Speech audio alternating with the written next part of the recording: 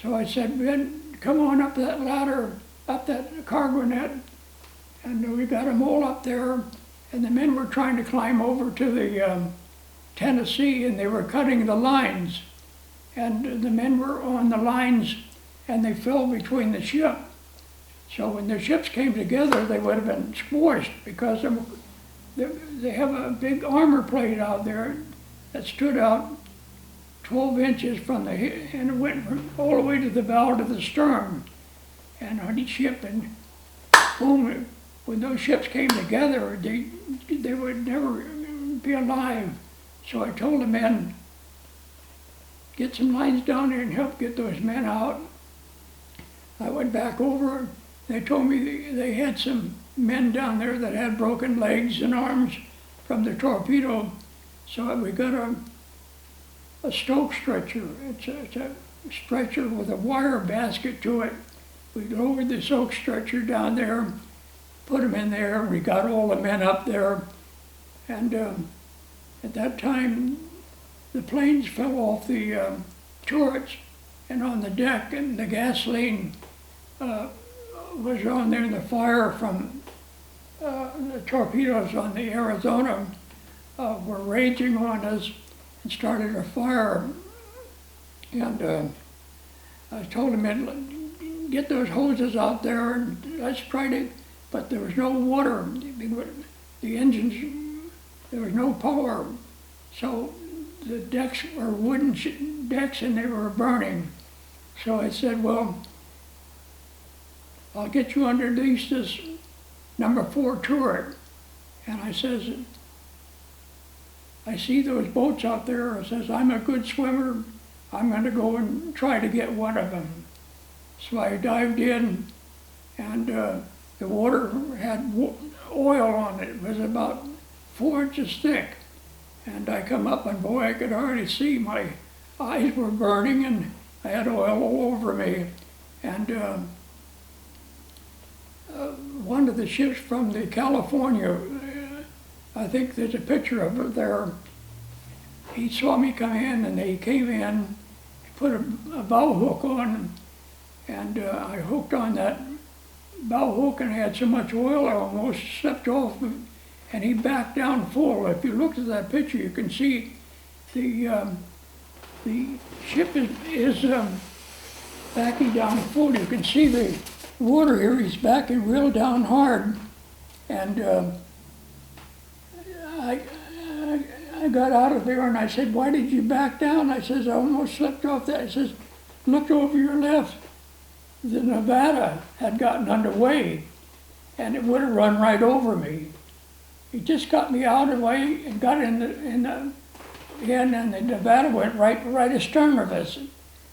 And he said, do you want to get on her? I said, no. I says, I just came off the West Virginia, and she's burning on the bow. She had a torpedo hit, and she's not going to make it out of port.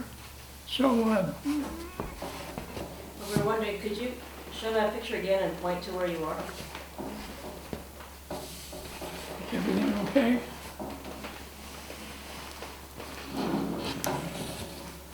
So I said, I got some men on the West Virginia here. I says, they're waiting. I've got to get them off. He says, well, the Nevada is on fire back there, and that's why I couldn't see. You can see the smoke back in here. We never saw it. And he said, the Oklahoma, when she went by the Nevada, she'd gone about 10 knots, which was faster than you should go into port. And when she went by the Oklahoma, the wake from it hit the Oklahoma, and she was laying on her side, and she just turned upside down. And he said, I can't get over there to your ship. We've got to go back and get those men that are in the water. And there's oil and fire all in there. So we went over there and took all the men we could on there, and we went over to the 1010 dock, and they all got out. I says, well, I'm not going out. I says, take me back to the West Virginia. So on the way back over there, we saw a captain's gig. It was a white, and there was nobody in it. I said, well, give me a man that can run that motor, that boat. And I says that we've got 2 boats. We can go over and get my men from the West Virginia, and we can go back out of the Oklahoma and got them.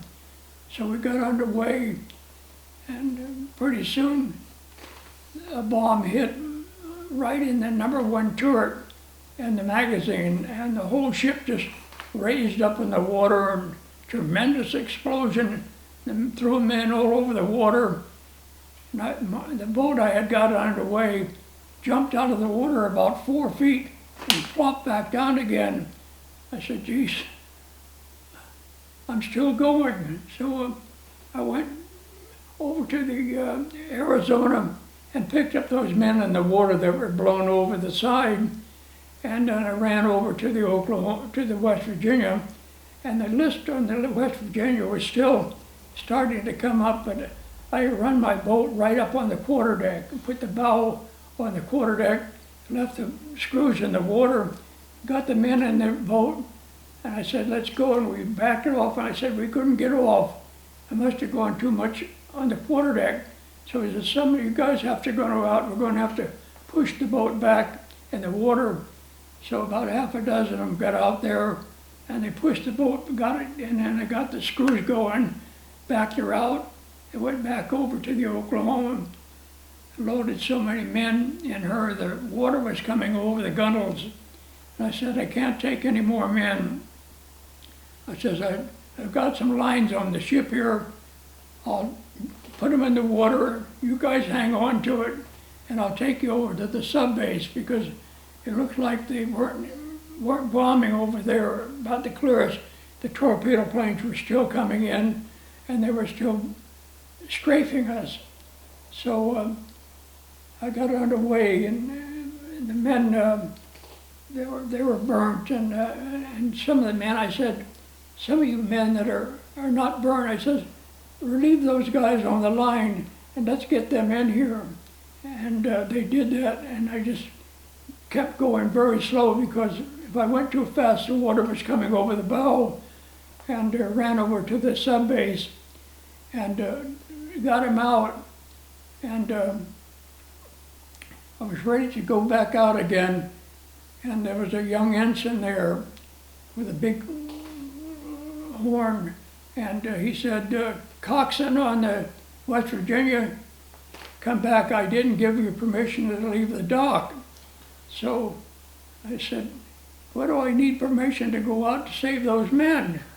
And so I get out, and he says, you're on report for, you haven't got a hat on, your uniform is black, you can't be a coxswain of an admiral's gig looking like that. He says, I got so mad, I grabbed him by the collar, and I shook him, and I says, this is a war. I says, I got men out there drowning, and you want me to get my uniform on before I can get out there? He says, I thought that was a drill. He says, that was the best drill I've ever seen. I says, we're at war. And I shook him, and I says, I'm going to drop you in the drink and wake you up. And he says, he pulled out a .45, he says, don't, he says, I can't swim. I said, how did you ever get in the Navy and being an officer and you can't swim? He says, I can't swim, but you better let go of me. So he had a .45 on me, so I let go of him. And he says, you're on report for insubordination as an officer. And he still kept holding the gun on me, and he called a first-class torpedo man. He says, take this man up to the chief engineer, and he's on report for insubordination to an officer. So first class, and he took a hold, he didn't have to touch me, but he says, you better come along. He says, if you're in deep trouble. I says, you never touch an officer like that. I says, I would have put him in the water if he didn't have that gun on me. So he took me up to the Chief Master Arms, and he wanted to know why I was on report. I said, because I didn't have a clean uniform and I didn't have a hat on. And he says, what's wrong with that officer down there? I said, I don't know, he's a young ensign. He's only been aboard less than 2 weeks, and they put a young ensign on the dock down there. And he says, go take a shower and come back here and I'll get you a uniform. So I went and took a shower and came back, and there was a lot of uniforms. They have a lucky bag where they collect all the uniforms or anything that's out during morning inspection. And so I started looking for something. I says, I can't find anything my rate. He says, I'd give you a chief's uniform if I found one. So I found a second-class torpedo uniform, and it fit pretty good. So I put that on, but he looked at me, my blood was coming down my back. He says, let's look at that back. And so I got hit by a shrapnel when I was cutting that cargo net. I knew I felt something, but it didn't kill me, so I felt I was okay. But the blood was going pretty good. So he had a pharmacist mate there. He says, see if you can get that shrapnel out of his neck. And so he got down there and he got a pair of tweezers and pulled out looked like a piece of, like a bullet. It had gone through my neckerchief and collar, and just enough to stop it where it just was stopped in my neck. It didn't go through. So he said, how do you feel? I says, I feel fine. I didn't even know that I was bleeding.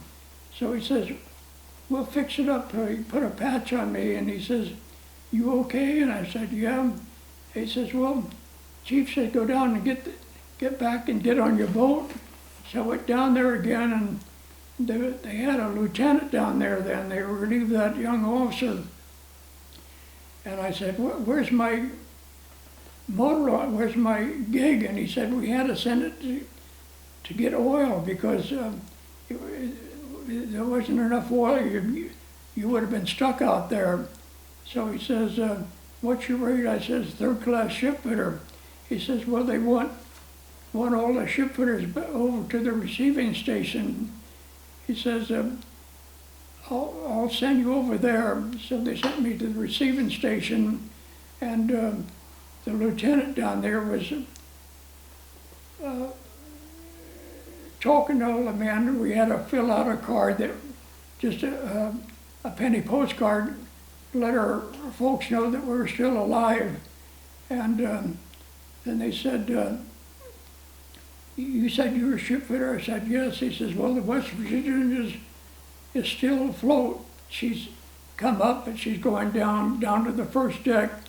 He says, why don't you go over there and get your cutting torch and whatever you need and report to the Oklahoma. And so they took me over there, and I couldn't get the bottles. They were too heavy. I disconnected the hoses, had a sea bag, and I put all the hoses in my torches and what I needed. And they took me over to the Oklahoma, and I didn't know how I was going to get up there. So the two propellers on the Oklahoma were upside down, so I figured, well, I can get on there, and got up there and climbed up on the bottom of the Oklahoma, and there was a young ensign up there, and I said, geez, I'm going to have trouble with him. I said, what do you want me to do? He says, well, why don't you cut a hole in here? There's men down there. I says, they can't cut there, that's an oil tank. He says, well, how do you know that? I said, because I came off the West Virginia and I know where the oil tanks are. He says, well, where are they then? I says, there's probably in the engine room or the boiler room, or they're in some voids. So he says, see those big valves down there? Those are counterflooding valves. And wherever there's a counterflooding valve, there's a void there. So we went over there to I heard people tapping on the bottom. He says, there's men down here. So I cut a hole about 4 inches round